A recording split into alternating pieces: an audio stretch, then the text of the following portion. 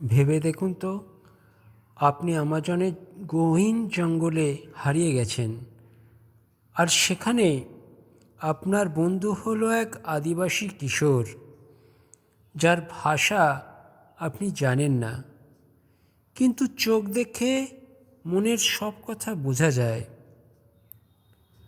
অমরেন্দ্র চক্রবর্তীর আমাজনের জঙ্গলে গল্পে লেখক এভাবেই খুঁজে পান তার বন্ধু উভাকে।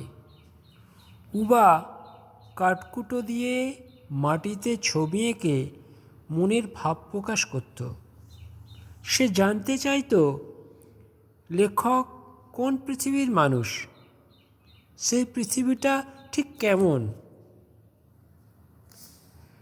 গল্পের সবচেয়ে রহস্যময় অংশ হল বোতো। আমাজনের জনশ্রুতি অনুযায়ী বোতো হলো এক জলদেবতা, যে মানুষকে বিপদ থেকে রক্ষা করে।